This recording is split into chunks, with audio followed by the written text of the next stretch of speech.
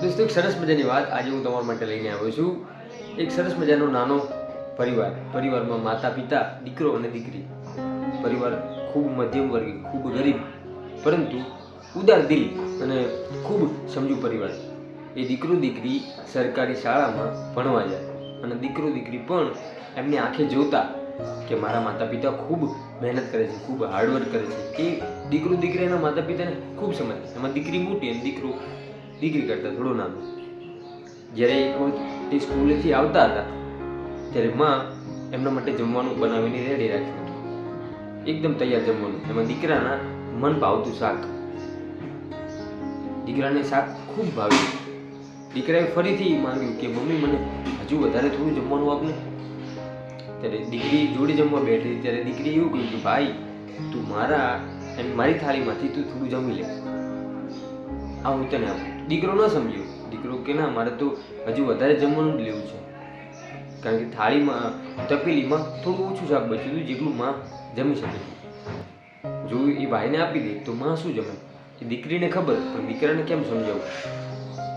પછી માએ એ શાક આપ્યું અને માએ એને કહ્યું કે બેટા આ શાક મેં તારા માટે જ રાખ્યું છે, તું જમી લે અને હજુ વધારે જોઈએ તો પણ માંગજે।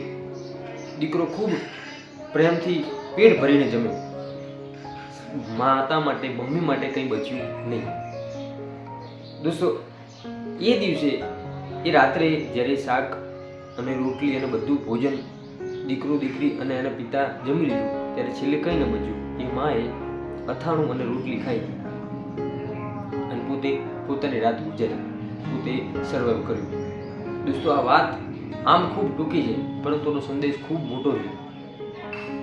આ વાતનો અર્થ, વાતનો હાર્દ, આ વાતનો સંદેશ એક જ છે કે મા બાપ પાસે કંઈ ન હોવા છતાં બાળકોને ક્યારેય ઓછું ન આવવા દે।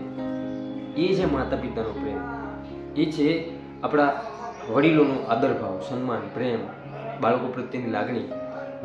જેની પાસે હોય એ તો ખૂબ બધું આપી દે છે, પણ જેની પાસે કંઈ ન હોય છતાંય ન્યૂછાવર કરી દે, સાહેબ એ માનો પ્રેમ છે। અને એટલા માટે જ એમ કહેવાય છે કે માનો પ્રેમ અજરા અમર હોય છે। એક મા દીકરાનું બોન્ડિંગ કે મા દીકરીનું બોન્ડિંગ ખૂબ કડક હોય છે અને મા જેવું પ્રેમાળ પાત્ર બીજે ક્યાંય નથી। કારણ કે ભગવાને ઘરે ઘરે પહોંચી ન શકે, એ ઘરે ઘરે બધાના કોની ખબર લે, એ પહોંચી નથી શકતો, એટલા માટે ભગવાને મા નામના પાત્રનું સર્જન કર્યું। દોસ્તો મને તો મારી મમ્મી ખૂબ જ પ્રેમ કરે છે।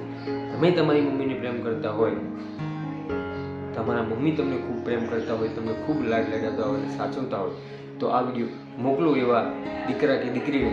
અને વિડીયો જો ગમ્યો હોય, વિડીયોનો સંદેશ જો ગમ્યો હોય તો વિડીયોને લાઈક ચોક્કસથી કરજો। ચેનલ પર ન હોય તો ચેનલને સબસ્ક્રાઈબ જરૂરથી કરજો। મળીશું ફરીથી એક નવા જ વિડીયો સાથે, ત્યાં સુધી દરેક દોસ્તો, દરેક મિત્રોને જય માતા।